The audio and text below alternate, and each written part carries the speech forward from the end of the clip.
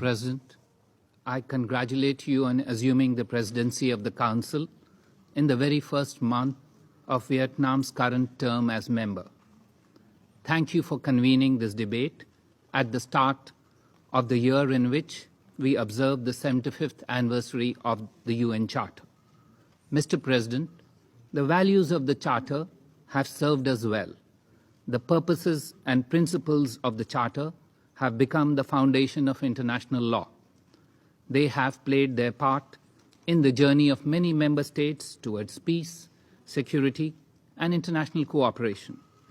Reiteration of support for these values is therefore timely. However, in a world constantly in flux, the challenges to international peace and security are a step ahead of the systems designed to tackle them. It is evident now that fires are all around the horizon. To undertake a fair evaluation of the available mechanisms without belittling their importance, we need to ask ourselves, are they still fit for the purpose of implementing the fundamental principles of the Charter? Mr. President, the central premise of the Charter in terms of peace and security is ensuring world peace subject to law. For this, collective security was the formula proposed. Alas, that goal has been elusive. Hence, the instruments for implementing the primary objective have, over time, been engaged in other pursuits.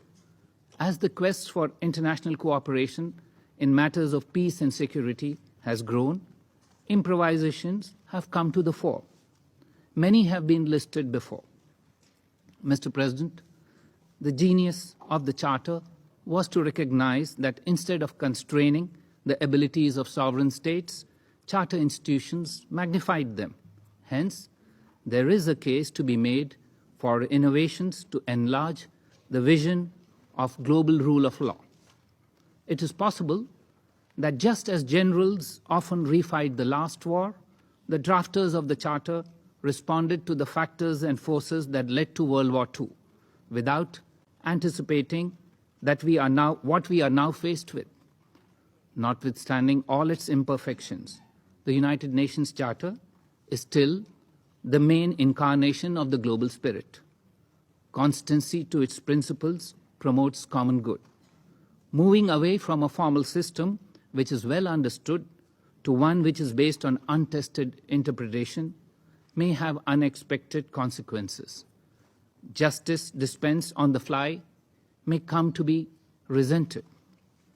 Mr. President, it is increasingly acknowledged that the Council faces crises of identity and legitimacy, as well of relevance and performance, the globalization of terror networks, the weaponizations of new technology, the inability to counter those resorting to subversive statecraft are showing up the shortcomings of the Council.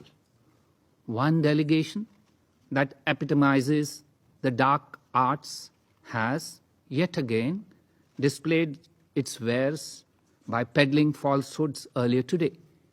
These we dismiss with disdain. My simple response to that delegation, the delegation of Pakistan, is even though it is late, neighbor, heal thyself of your malaise. There are no takers here for your malware. Mr. President, we need the Council as part of the political kit to address ongoing and future threats to global peace and security. The answer to the crisis the Council faces lies in invoking and working through the Charter provisions that provide for reform and change. We need a Council that is representative of current realities, credible and legitimate, rather than one that rests merely on the realm that it existed at the inception. The Council needs to be fit for purpose for the 21st century. As Mahatma Gandhi once said, one must care about the world one will not see. Resilient organizations are those that are not resistant to change, or else Current emergencies can turn into catastrophes, even while we continue our endless prevarication. Humanity, it is said, progresses when it collectively rises to its responsibility to the future. That time to act is now.